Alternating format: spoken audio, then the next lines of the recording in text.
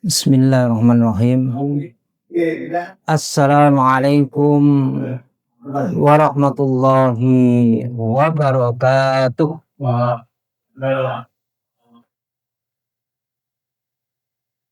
Alhamdulillah. Alhamdulillahilladzi anzala ni'amahu zahiratan wa batinah.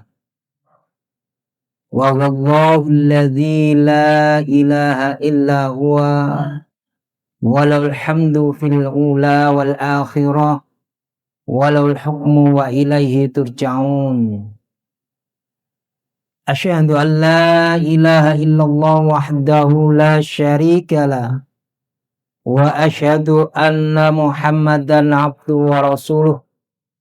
Allahumma salli wa sallim wa barik ala Muhammadin wa ala alihi wa ashabihi wa man tabi'ahum bi ihsanin ila yaumiddin.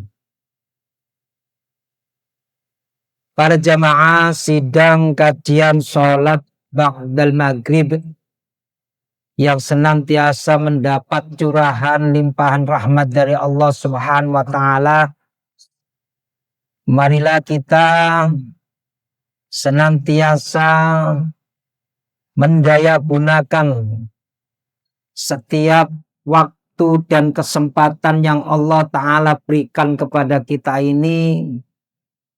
Kita isi, kita warnai dengan segala bentuk amal-amal kebaikan, amal-amal ketaatan kepada Allah Subhanahu wa ta'ala, agar di dalam kita meniti hidup dan kehidupan ini senantiasa mendapat bimbingan serta petunjuk dari Allah Subhanahu wa ta'ala. Maka sesungguhnya para jamaah sidang sholat ba'dal maghrib yang dirahmati Allah Subhanahu wa ta'ala, pentingnya seseorang itu senantiasa meminta kepada Allah Subhanahu wa ta'ala petunjuk. Karena sesungguhnya petunjuk itu adalah sesuatu perkara yang mahal. Karena tidak serta-merta petunjuk itu datang kalau tidak ada kesungguhan dari orang-orang yang mengaku dirinya beriman kepada Allah Subhanahu wa ta'ala untuk bersungguh-sungguh di dalam mendapatkan petunjuk.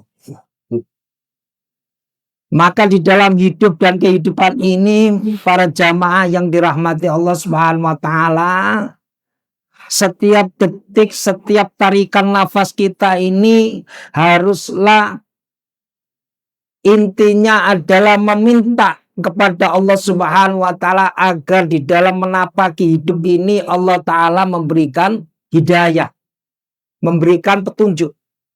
Sampai-sampai Nabi Shallallahu Alaihi Wasallam, ya, itu dalam sebuah hadis yang sahih, Nabi Shallallahu Alaihi Wasallam itu tidak pernah terlepas berdoa kepada Allah Subhanahu wa ta'ala untuk meminta petunjuk. Ya. Di mana doa ini senantiasa kita hafal. Dan Nabi Shallallahu Alaihi Wasallam tidak pernah meninggalkan barang sedikit pun doa yang Nabi Shallallahu Alaihi Wasallam contohkan kepada kita dan Nabi Shallallahu Alaihi Wasallam telah tuntunkan kepada kita. Apa bunyi doa itu? Allahumma inni as'alukal huda wa tuqa wal afafa wal ghina. Ya Allah, sesungguhnya aku meminta kepadamu itu al-huda, petunjuk, bimbingan. Ibaratnya petunjuk dari Allah Subhanahu wa ta'ala itu adalah standar operating prosedur di dalam meniti kehidupan ini. Karena di dalam petunjuk Allah Ta'ala berupa kitabullah dan Al-Quran dan sunnah Nabi SAW itu berisi tentang larangan dan perintah. Kalau Allah Subhanahu wa ta'ala sudah memberikan petunjuk kepada para hambanya, ya, maka Allah Subhanahu wa taala akan menjaga hambanya itu dengan nilai-nilai kebaikan, nilai-nilai kebajikan. Maka Nabi Shallallahu Alaihi Wasallam meminta, Allahumma inni as'alukal huda wat tuqa wal afaf wal ghina. Ya Allah, saya minta kepadamu itu petunjuk, kemudian minta takwa, minta penjagaan kehormatan diri. Dan Allah Subhanahu wa taala juga melalui lisan Nabi sallallahu alaihi wasallam, Nabi sallallahu alaihi wasallam senantiasa meminta yaitu al-afafah, yaitu tentang masalah penjagaan penghormatan diri, wal ghina, dan kecukupan, ya. Bapak-bapak, ibu-ibu yang dirahmati Allah Subhanahu wa taala, kenapa saya singgung dalam pembukaan kajian kita hari ini? Ya. Karena sesungguhnya antara batas kehidupan kita dengan kematian kita itu adalah sebentar. Antara hidup kita hari ini dengan kematian ini sebentar. Ya. Karena sesungguhnya Allah Subhanahu wa taala memberikan umur kepada kita ini dalam rangka apa? Dalam rangka mengisi umur kita yang ada ini dengan apa? Dengan amal-amal kebaikan. Memperbanyak bekal amal kebajikan. Kenapa? Karena nanti kalau Allah Subhanahu wa taala sudah memutus nyawa kita, mengakhirkan daripada ajal kita, maka sudah selesai urusan kita di dunia ini. Tinggal apa? Tinggal kita tuh mendapatkan balasan ganjaran dari Allah Subhanahu wa taala, dan di akhirat atau di dalam alam barzakh itu yang ada itu adalah pembalasan. Kalau orang itu tidak mengoptimalkan di dalam umurnya yang ada ini dengan amal kebaikan, isinya itu akan ada penyesalan, ya. Kalau sudah penyesalan itu apa? Ya. Kalau orang Jawa eman, ya. Penyesalan itu sudah tidak berguna lagi kalau sudah orang itu sudah diputus oleh Allah Subhanahu wa taala dalam urusan umurnya. Maka Allah Subhanahu wa taala, ya, di dalam surah Al-A'raf, ya, ayat 34, ya, Allah Subhanahu wa taala berfirman, ya, ayat 34, ya, walikulli ummatin ajal fa'idha ja'a ajaluhum la yastakhiruna sa'atan wa la yastaqdimun. Yang artinya, ya, kalau dibuka dalam terjemah Al-Quran, Allah Subhanahu wa taala mengingatkan kepada kita, walikulli ummatin ajal. Pada tiap-tiap umat, pada tiap-tiap manusia itu punya ajal, punya batas waktu, punya batas umur. Ya. Lalu Allah Subhanahu wa taala mengatakan faida jaa ajaluhum, maka apabila telah datang kepada mereka, kepada kita ajal, kematian, ya, kata Allah Subhanahu wa taala, la yastakhiruna sa'atan wa la yastaqdimun. Maka kalau sudah ajal kematian itu datang kepada diri seseorang, maka tidak ada yang mampu menunda ataupun mengundurkan ataupun memajukan, ya. Maka di dalam sebuah tafsirnya ini disebutkan, ya, walikulli jama'atin ijtama'at 'alal kufri billahi ta'ala wa takdzibi rusulih alaihim salatu wassalam waktu lihululil 'uqubah bihim. Fa'idha ja'al waqtul ladhi waqqatallahu li ahlakihim la ya'khiruna anhu lahdzah wa la yataqaddamuna alaihi. Yang artinya para jamaah yang dirahmati Allah Subhanahu wa taala, bagi tiap-tiap manusia, manakala mereka bersepakat di dalam hidup dan kehidupannya itu berbuat ingkar kepada Allah, mendustakan ayat-ayat Allah Subhanahu wa taala, maka kata Allah Subhanahu wa taala, Allah Subhanahu wa taala akan mempersiapkan azab, ya, siksa bagi mereka-mereka yang tidak menghiraukan atau lalai di dalam hal urusan perintah Allah Subhanahu wa taala, bahkan di dalam kehidupannya itu senantiasa berbuat pelanggaran terhadap aturan-aturan Allah Subhanahu wa taala. Ini harus kita betul-betul perhatikan, ya. Oleh karena itu, Bapak-bapak, Ibu-ibu yang dirahmati Allah Subhanahu wa taala, pada petang hari ini saya masih melanjutkan bab tentang masalah janais atau jenazah. Tetapi dalam petang hari ini saya akan mengangkat tema tentang bab mengangkat tangan pada tiap-tiap kali takbir pada sholat jenazah. Nah, ini masih banyak yang belum mengerti. Tema makalahnya sudah saya berikan kepada Mas Andi, nanti biar bisa di-share kepada grup jamaah, ya. Bapak-bapak, Ibu-ibu yang dirahmati Allah Subhanahu wa taala, sholat jenazah adalah sholat yang dilakukan untuk mendoakan seorang muslim atau muslimah yang telah meninggal dunia, ya. Jadi orang-orang saudara-saudara kita, karib kerabat kita, orang tua kita, hari ini tuh arep-arep ingin mendapat kiriman doa, ya. Keluarga kita yang meninggal dunia itu hari ini tuh arep-arep atau mengharapkan doa, ya. Doa dari siapa? Dari keluarga yang terdekat, ya. Karena dengan doa itu, ya, orang-orang yang salih yang diwafatkan oleh Allah Subhanahu wa taala itu, dia akan mendapatkan nikmat kubur, mendapatkan nikmat dari Allah Subhanahu wa taala di kuburnya. Maka dari itu para jamaah yang dirahmati Allah Subhanahu wa taala, ya, saya berpesan, ya, baik bagi diri saya sendiri dan bapak-bapak, ibu-ibu, sering-seringlah berpesan kepada putra-putrinya. Sering-seringlah berpesan kepada karib kerabat, kalau saya nanti meninggal tolong doakan, ya. Karena doa itu adalah merupakan satu hal yang dibutuhkan oleh para keluarga kita yang meninggal telah mendahului kita, ya.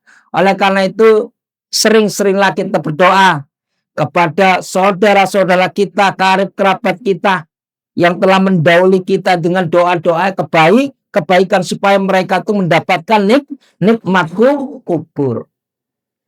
Sedangkan hukumnya sholat jenazah itu jelas adalah fardu kifayah, ya. Artinya apa fardu kifayah? Kalau ada yang seorang yang sudah melaksanakan sholat, ya, maka yang lain gugur kewajiban, ya. Namun ada sesuatu para jamaah yang dirahmati Allah Subhanahu wa taala. Satu hal yang perlu kita perhatikan di dalam hal mengurus jenazah itu, yang pertama adalah perintah mensegerakan pengurusan jenazah. Jangan sampai ditunda-tunda, ya. Kalau mengurus jenazah, apalagi orang yang meninggal itu orang yang solih, orang yang solihah, ya. Maka di dalam hadis Nabi Shallallahu Alaihi Wasallam, di antara mensegerakan pengurusan jenazah ini adalah sesuatu yang diperintahkan oleh Nabi Shallallahu Alaihi Wasallam. Dalam sebuah hadis Nabi Shallallahu Alaihi Wasallam, hadis ini sahih. Nabi Shallallahu Alaihi Wasallam bersabda, asri'u bil janazah fa innaha intaku salihatan fa khairun tuqaddimunaha ilaihi wa intaku siwa dzalika fa syarran fada'unahu an riqaikum. Hadis ini diriwayatkan oleh Imam Bukhari dan Muslim. Artinya para jamaah yang dirahmati Allah Subhanahu wa taala, asri'u, percepatlah, segerakanlah pengurusan jenazah. Sungguh kata Nabi SAW, jika yang meninggal itu orang yang salih, maka itu adalah kebaikan yang kalian berikan kepadanya, ya. Jadi kalau kita menyelenggarakan, mensegerakan jenazah, ya, baik di dalam hal memandikan, mengkafani, kemudian mensolati, lebih-lebih memberangkatkan jenazah ke pemakaman itu, maka bagi orang yang soleh itu, dia itu berharap agar segera dilakukan pemakaman. Kenapa? Itu adalah merupakan kebaikan yang Allah Ta'ala berikan kepada jenazah. Ya, tapi sebaliknya kata Nabi SAW, wa in takun siwa dalika fasyarrun fada'unahu an riqaikum. Tapi sebaliknya kata Nabi SAW, dan jika tidak demikian kata Nabi, maka itu adalah keburukan yang kalian lepaskan dari pundak-pundak kalian. Ya, kenapa demikian para jamaah yang dirahmati Allah Subhanahu Wa Taala? Jangan sampai orang yang meninggal dalam keadaan husnul khatimah, yang dikenal dia akan kesalihannya, yang dikenal akan ketaatannya kepada Allah Subhanahu Wa Taala itu, jangan sampai dia itu apa? Ya, kepinginnya orang yang meninggal dalam keadaan salih itu ingin segera mendapatkan nikmat Allah. Ya. Ingin mendapatkan nikmat Allah. Ya. Tapi kalau orang itu mati dalam keadaan ya dosa, suka berbuat dosa dan keburukan, ya, ketika si jenazah yang buat buruk itu, ya, diantarkan ke pemakaman, dalam sebuah hadis Nabi Shallallahu Alaihi Wasallam, jenazah yang dalam keadaan meninggal dalam keadaan dosa, berbuat maksiat, jauh dari ketaatan kepada Allah Subhanahu Wa Taala, dia itu merasa ingin diperlambat dalam hal pemakamannya. Ya, kenapa? Karena dia tahu bahwa nanti dia sampai di pemakaman, Allah Ta'ala sudah mempersiapkan dengan segala bentuk siksa. Maka orang-orang yang berbuat dosa di dalam akhir hidupnya itu, berbuat maksiat, melalaikan perintah Allah Subhanahu Wa Ta'ala, dia itu ya berharap ingin dilambat-lambatkan di dalam hal pemakamannya. Ya, ini para jamaah yang dirahmati Allah Subhanahu Wa Ta'ala, pentingnya kita itu mensegerakan pemberangkatan jenazah orang-orang yang salih.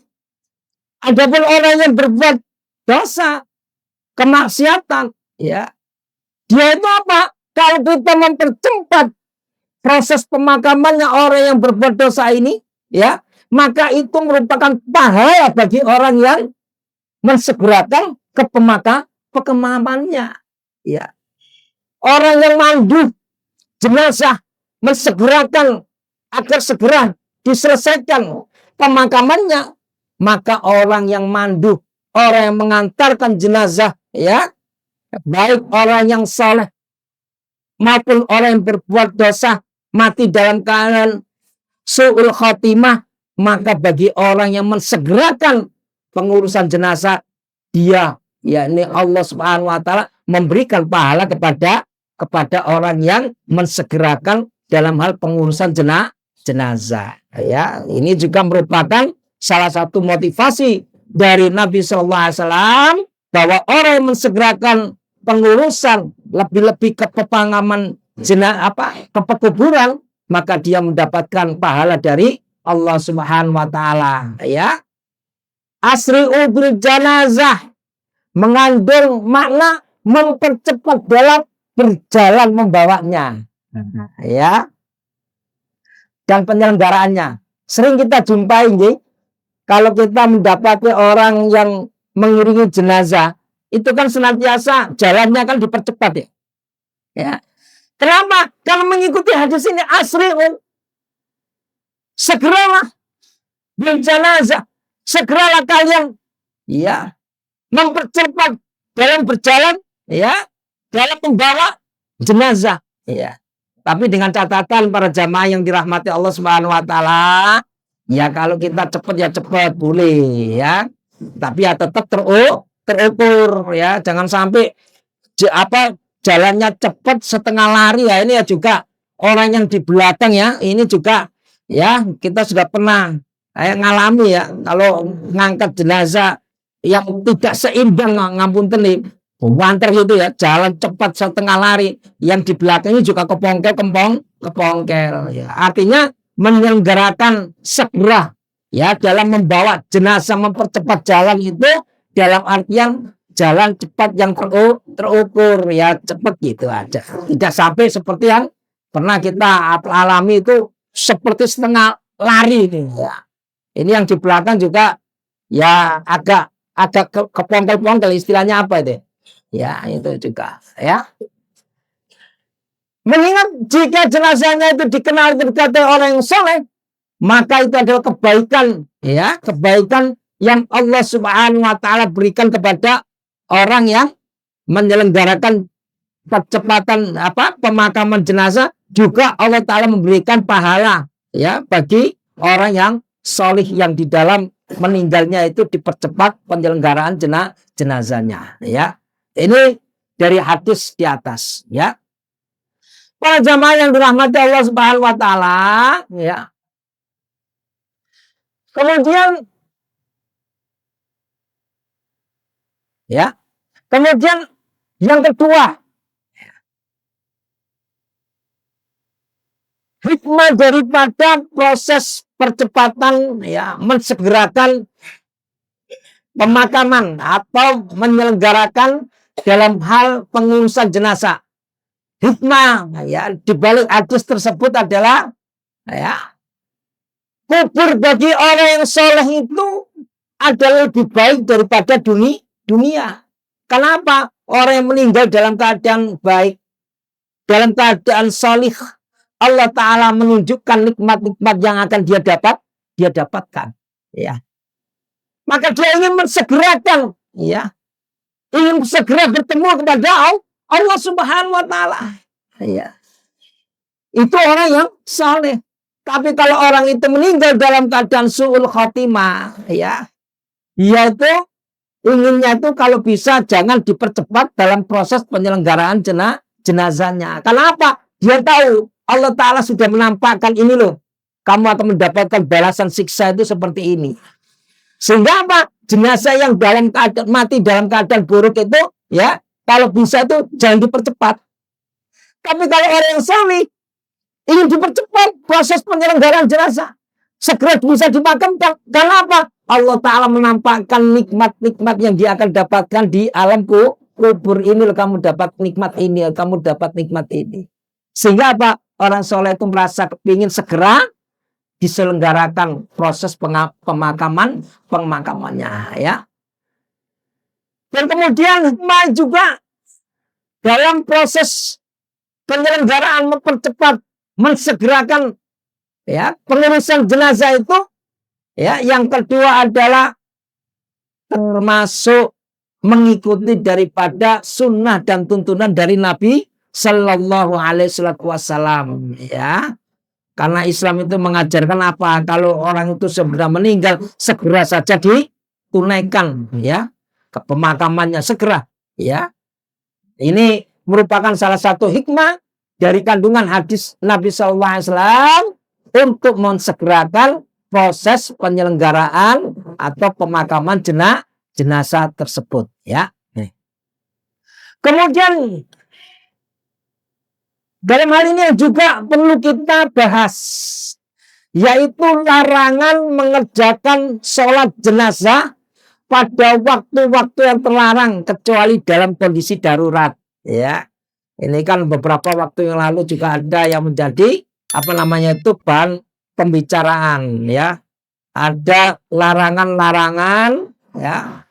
Ada waktu tahrim istilahnya, waktu yang diharapkan untuk proses pemakaman jenazah, sekaligus juga ada waktu-waktu yang diharamkan untuk melakukan sholat ya. Hal itu para jamaah yang dirahmati Allah Subhanahu wa taala ya.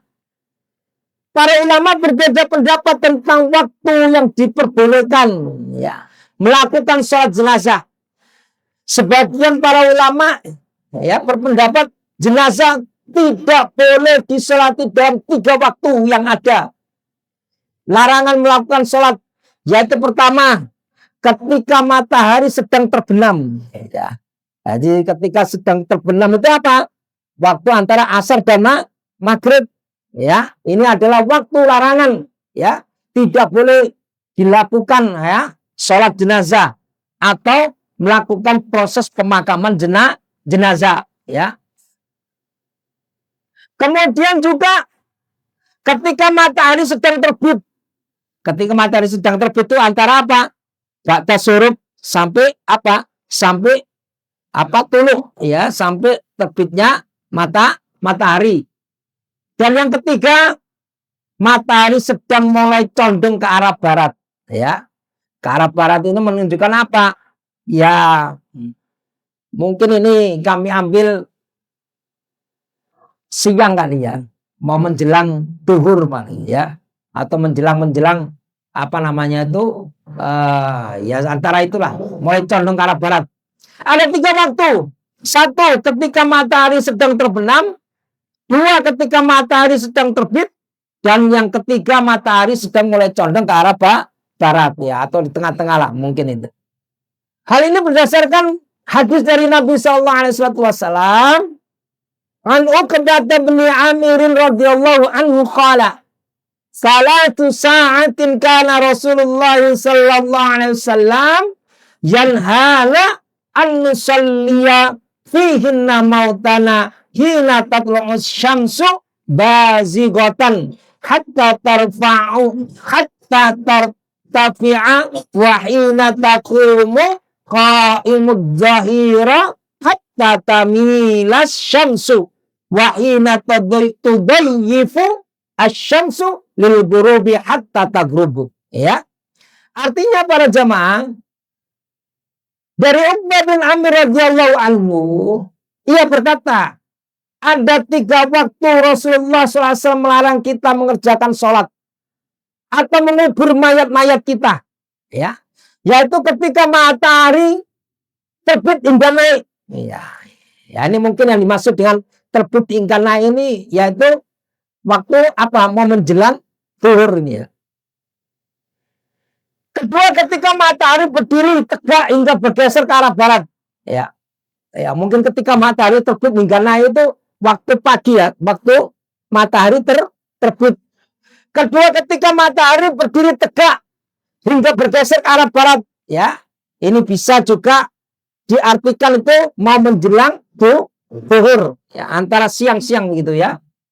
Dan ketiga, ketika matahari menjelang terbenam hingga tenggelam, ini artinya yaitu waktu antara asar mau menjelang maghrib.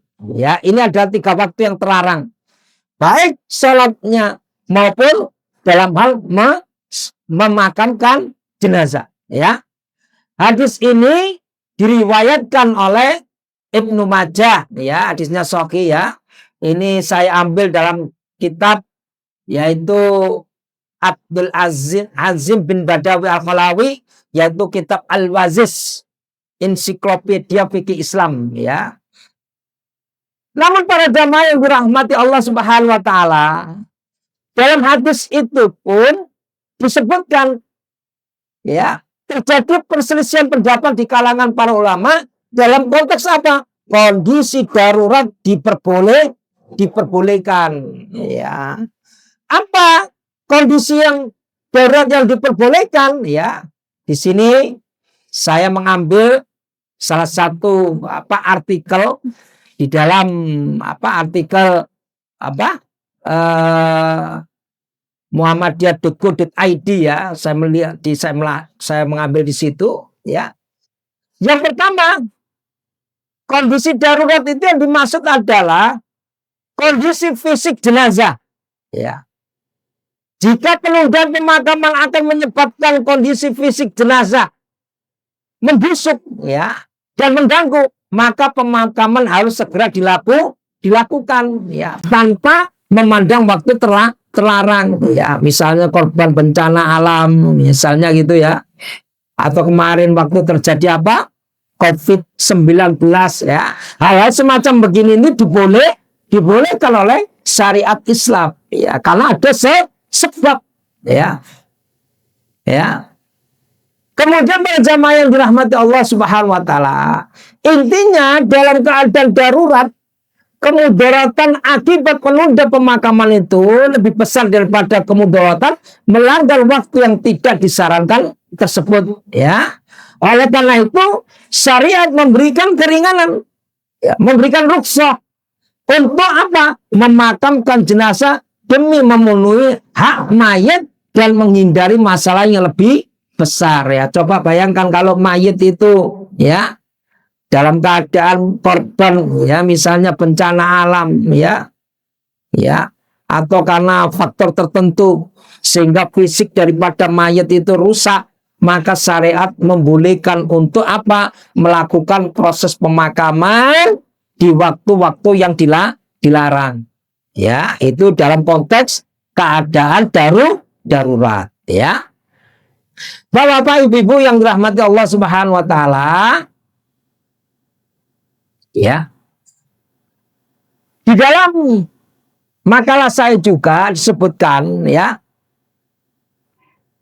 kondisi yang dibolehkan, ya, di dalam hal melaksanakan, ya, ibadah, ya, dilarang pada waktu-waktu yang terlarang, melakukan di waktu-waktu yang terlarang, itu pun juga dibolehkan, ya, dengan satu hal, dikarenakan satu sebab tertentu, ya. Misalnya, ya, seseorang lupa belum melaksanakan sholat, ya. Misalnya dia lupa belum melaksanakan sholat asar karena tertidur, maka syariat Islam membolehkan. Begitu dia ingat, loh, kok tiba-tiba sudah mau menjelang maghrib dia belum melaksanakan sholat asar, maka syariat Islam dalam hal ini memberikan rukhsah, yaitu keringanan boleh untuk melaksanakan sholat. Kenapa? Karena dia dalam keadaan lupa, ya, karena tertidur, ya, itu. Bukan dengan sebab, ya. Sebab apa? Sesuatu sebab keadaan yang dibolehkan oleh syariat Islam. Misalnya apa? Ya, misalnya masuk masjid di waktu, ya, waktu mau menjelang maghrib misalnya. Maka syariat Islam juga memberikan rukhsah untuk boleh melaksanakan sholat sunnah tahiyatul masjid. Ya, dibolehkan. Karena sesuatu sebab, ya.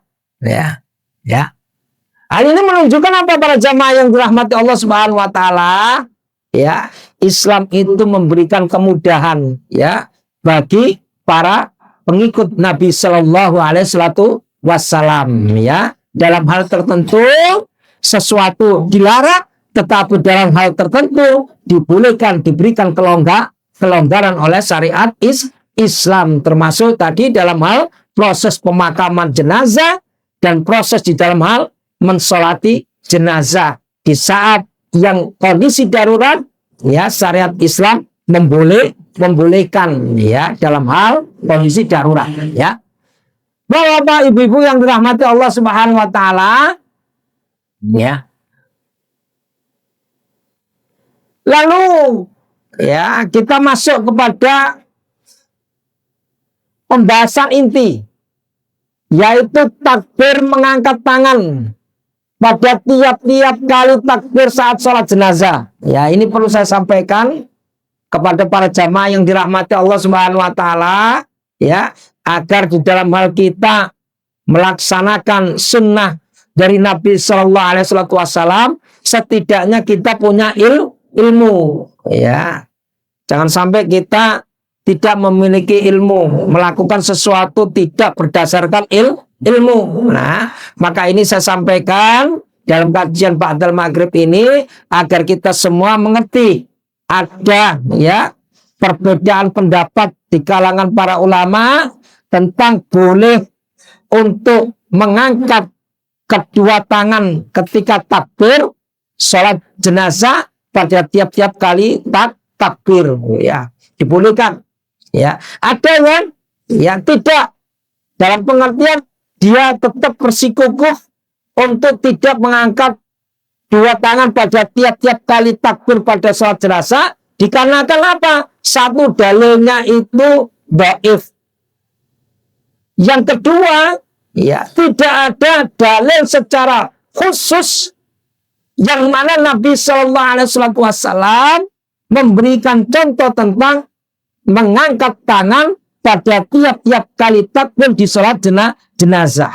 Ya, ada hadisnya, tapi setelah diteliti oleh para ulama ahlul hadis, dinyatakan hadisnya itu dhaif. Ya.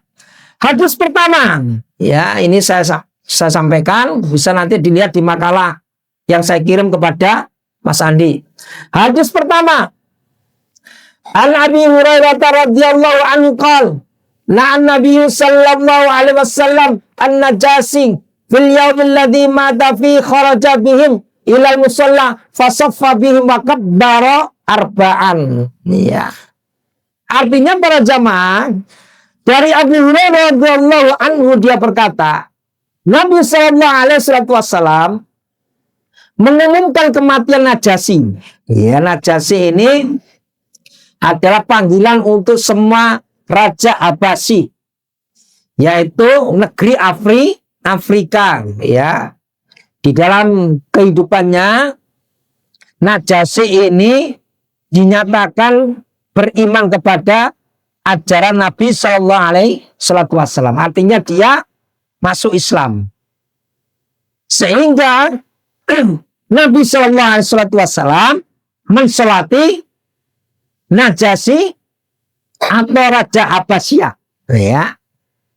Apa artinya para jamaah? Dalam hadis ini sebutkan Nabi Sallallahu Alaihi Wasallam mengumumkan kematian Najasyi pada hari wafatnya.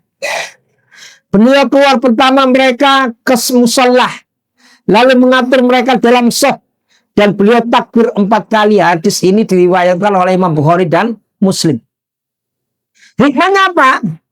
Hikmahnya yang pertama, kalau kita menurut daripada hadis ini menunjukkan tuntunan syariat Islam boleh mensolati jenazah dalam keadaan tidak di tempat.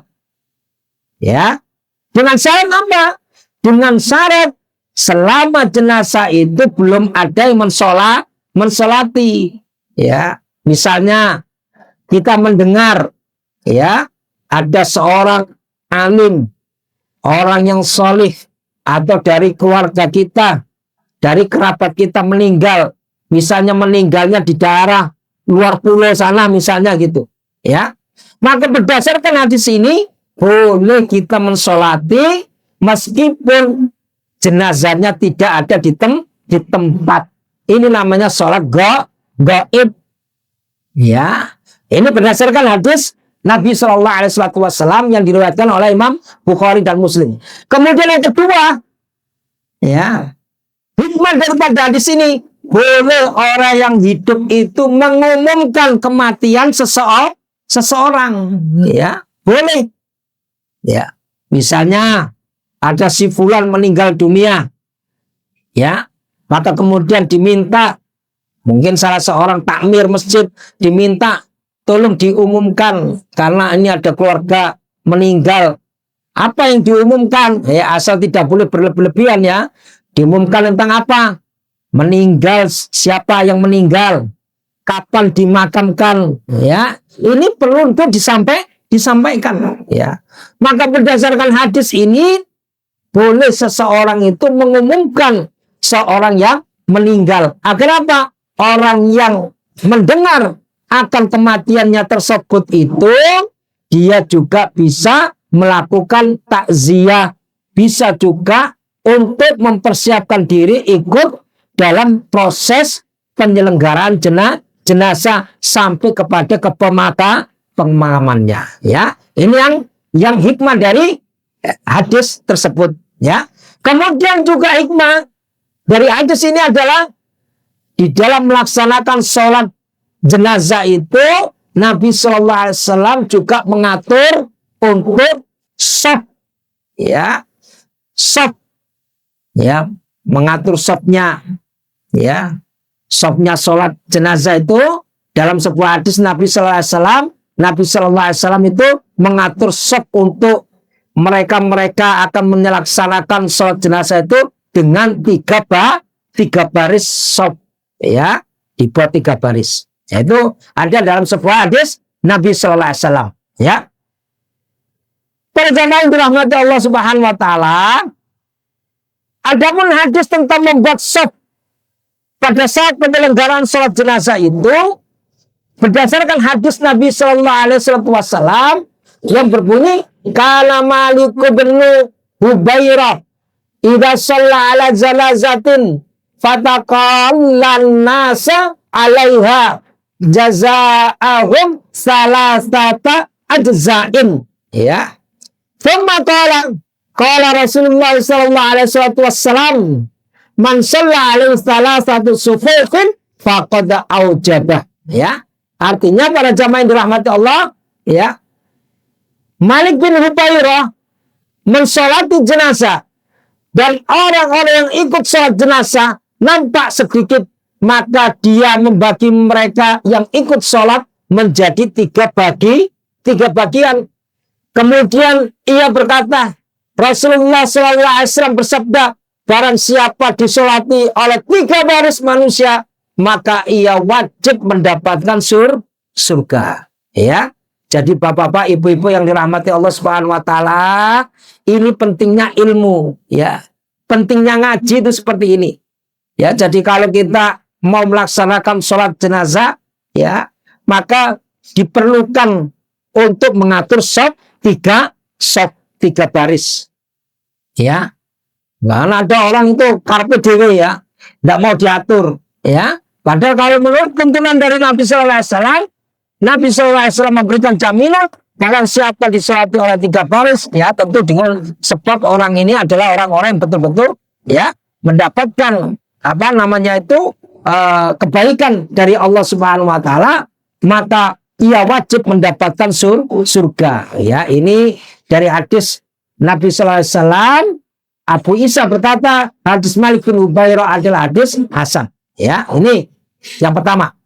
Kemudian hadis yang kedua, ya, karena Nabi Sallallahu Alaihi Wasallam yukabbiru alal janaizi arba'an wa khamsan wa sittan wa sab'an wa thamaniyan hatta matan najasiyyu fasaffan nasu wara'ahu wa kabbara arba'an thumma sabat, ya. Di hadis yang pertama tadi, Nabi Sallallahu Alaihi Wasallam mengangkat takbir, ya. Takbir di dalam sholat jenazah itu 4 kali takbir, ya. Tapi dalam hadis yang kedua ini, Nabi Sallallahu Alaihi Wasallam, ya, mensolati jenazah itu dengan 4 takbir, 5 takbir, 6 takbir, 7 takbir, bahkan 8 kali takbir sampai wafatnya Raja Najasyi. Selanjutnya para sahabat berbaris sholat di belakang Nabi Sallallahu Alaihi Wasallam dan bertakbir 4 kali. Semenjak itu Nabi Sallallahu Alaihi Wasallam menetapkan 4 kali takbir sampai wafat. Jadi Nabi Sallallahu Alaihi Wasallam itu pernah melaksanakan takbir itu 4, 5, 6, 7, 8 takbir di dalam melaksanakan sholat jenazah. Namun pada akhir hayat Nabi Sallallahu Alaihi Wasallam menetapkan 4 kali takbir, ya. Tapi di sini tidak disebutkan apakah Nabi Sallallahu Alaihi Wasallam itu mengangkat kedua tangan pada tiap-tiap kali takbir di dalam melaksanakan sholat jenazah. Tidak disebutkan di sini, ya. Disebutkan di mana? Ada dalam sebuah hadis Nabi Sallallahu Alaihi Wasallam, ya. Ya, Ibu. Saya lanjutkan.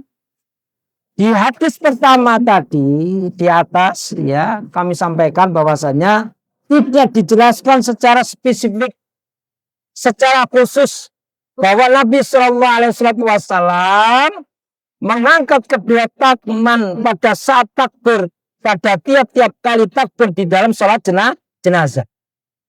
Namun ada hadis yang menjelaskan bahwasanya Nabi Sallallahu Alaihi Wasallam mengangkat kedua tangannya, ya, pada tiap-tiap kali takbir di dalam salat jenazah. Hadis yang pertama adalah karena yarfa'u yadayhi inda takbiri fi kulli salatin wa 'alal janaiz. Artinya Rasulullah SAW senantiasa mengangkat kedua tangannya setiap takbir dalam sholat dan ketika mensolati jenazah. Setelah diteliti, ya, ini saya dapatkan dalam sebuah, ya, apa namanya itu, buku silsilah hadis dhaif dan maudhu karya daripada Muhammad Nasiruddin Al-Albani rahimahullah ta'ala pada halaman 227 jilid 3 disebutkan hadis tersebut di atas adalah dhaif, lemah. Mengapa lemah? Karena di dalamnya ada sanad yang bernama Ubadah bin Suhaib dan Abdullah bin Muharrir. Kedua orang tersebut tidak diterima periwayatannya oleh ulama hadis. Abdullah bin Muharrir adalah majhul. Bahkan Imam Bukhari mengatakan tentangnya munkar. Loh, coba ini dari tinjauan, ya, orang-orang alim, ya, orang alim dalam masalah meliti hadis, munkar periwayatannya. Sedangkan Ad-Daruqutni mengatakan perawi tersebut ditinggalkan periwayatannya, ya. Jadi ada hadis secara khusus menjelaskan Nabi Shallallahu Alaihi Wasallam mengangkat kedua tangan pada tiap-tiap kali takbir di dalam salat jenazah. Ternyata itu hadisnya dhaif, ya. Kenapa? Karena ada seorang sahabat yang bernama Ubadah bin Suhaib dan Abdullah bin Muharrir. Kedua orang tersebut tidak bisa diterima periwayatannya oleh ulama hadis, ya. Bahkan Imam Bukhari mengatakan tentang munkar periwayatannya, ya. Ini adalah merupakan daripada hadis menurut tinjauan daripada sisi daripada dhaif dan sahihnya. Kemudian hadis yang kedua, karena idza salal janazati rafa'a yadayhi fi kulli takbiratin wa idan sarafa sallama. Rasulullah SAW apabila mensolati jenazah selalu mengangkat kedua tangannya dalam setiap takbir. Dan apabila beranjak selesai, beliau mengucapkan salam. Hadis ini juga, ya, di dalam, ya, di dalam apa namanya itu kumpulan hadis dhaif dan maudhu. Ternyata hadis ini juga ditengarai tidak sahih, ya. Sehingga para jamaah yang dirahmati Allah Subhanahu wa taala, mereka yang berpendapat mengangkat tangan, ya, pada tiap-tiap kali takbir di dalam salat jenazah itu berdasarkan dalil umum, ya. Berdasarkan dalil umum. Apa dalil umumnya, ya? Sini para jamaah yang rahmati Allah, disampaikan dalam sebuah hadis yang diriwayatkan Abu Daud, ya, hadis ini sahih. Hadis ini merupakan sebagai salah satu dasar dalil umum mereka yang menjadikan dasar, ya, pendapat mengangkat tangan pada tiap-tiap kali takbir dalam salat jenazah. An-Wa'il bin Hujrin annahu ra'a Rasulullah sallallahu alaihi wasallam yarfa'u yadayhi ma'at takbirah. Artinya dari Wa'il bin Hujr bahwasannya beliau pernah melihat Rasulullah SAW mengangkat kedua tangannya bersamaan dengan takbir. Ya, dalam hadis ini tidak disebutkan Nabi SAW melaksanakan sholat jenazah. Maka yang berpendapat mengangkat kedua tangan pada tiap kali takbir dalam sholat jenazah itu berdasarkan dasar dalil umum, ya.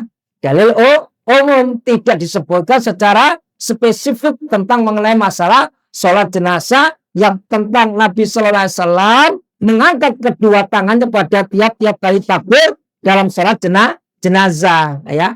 Ada, tapi hadisnya dhaif, ya. Bagaimana kesimpulannya? Ya, kesimpulannya, ya, karena ini masalah kita membahas masalah fikih, ya. Bagaimanapun juga terjadi perbedaan pendapat, ya, ya. Hukumnya sunnah mengangkat kedua tangan pada tiap-tiap kali takbir saat sholat jenazah. Karena bagaimanapun juga perihal tersebut masih dalam kerangka perbedaan pendapat di kalangan para ulama. Artinya umat Islam boleh memilih antara takbir mengangkat kedua tangan pada tiap-tiap kali takbir saat sholat jenazah, dan ataupun sebaliknya tidaklah mengapa tidak mengangkat. Ya. Sampai di sini jelas, Bu, Pak? Jelas ya? Jelas ya? Ya. Jadi tidak mengapa. Tetapi bagi mereka yang berpendapat nggak perlu mengangkat kedua tangan pada tiap-tiap kali takbir, itu pun juga berdasarkan hadis, ya, yang menyatakan bahwasannya Nabi Shallallahu Alaihi Wasallam, ya, tidak mengangkat tangan itu tadi. Hadis yang mengangkat tangan itu ternyata setelah diteliti hadis itu dhaif.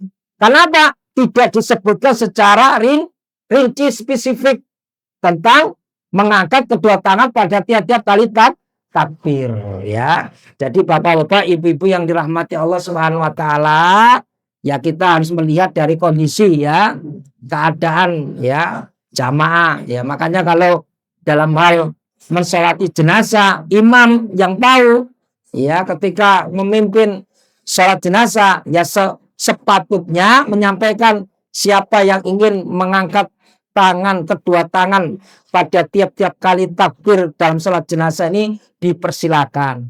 Yang tidak pun tidak mengapa. Nah, ini menunjukkan apa? Kearifan seorang imam di dalam melihat persoalan yang terkait dengan masalah perbedaan pendapat, ya. Jelas ibu-ibu, bapak-bapak? Jelas, Bu? Ya, untuk lebih jelasnya nanti bisa langsung kepada Mas Andi, karena sudah saya sampaikan makalahnya di Mas Andi, ya. Sebelum saya akhiri, ada yang mau ditanyakan? Monggo, ada yang menanyakan? Ya, mari Pak.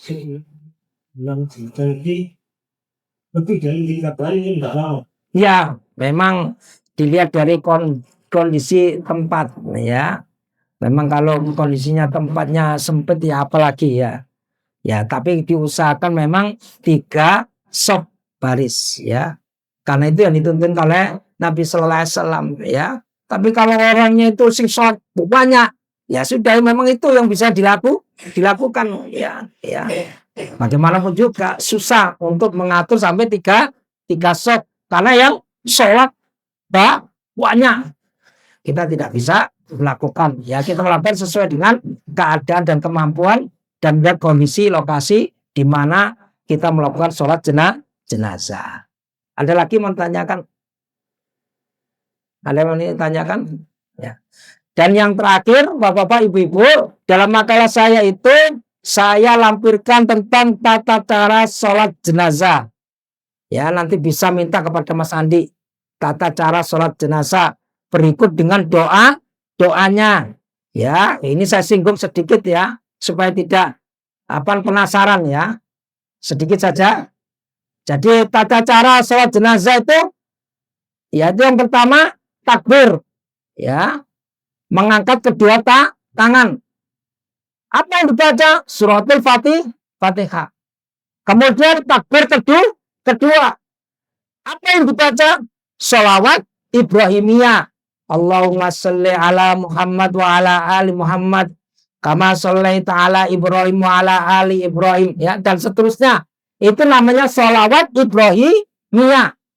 Kemudian takbir ketiga membaca doa bagi mayit. Nah, ini saya ingin sampaikan, mumpung masih ada waktu untuk saya sampaikan. Doa mayit kalau laki-laki, ya, pada takbir ketiga ini saya nanti dibaca aja dalam makalannya. Allahumma gfir lahu warhamhu wa'afihi wa'fu anhu wa akrim nuzulahu, dan seterusnya. Itu kalau laki-laki. Kenapa? Ada dhamir hu, ya. Tapi kalau yang meninggal itu perempuan, ya, hunya itu diganti ha. Allahumma gfir laha warhamha wa'afiha wa'fu anha wa akrim nuzulaha wa wasi' madkhalaha dan seterusnya. Ya. Jadi kalau laki-laki kalau perempuan jadi tinggal diganti Allahumma firlaha warhamha wa'afiha dan seterusnya.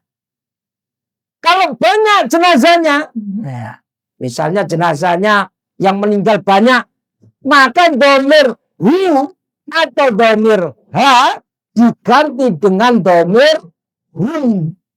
Kata benda yang menunjukkan banyak apa? Contoh, Allahumma firlahu diganti Allahumma firlahum warhamhum wa'afihim wa'fu anhum wa akrim nuzulahum wa wasi' madkhalahum dan seterusnya.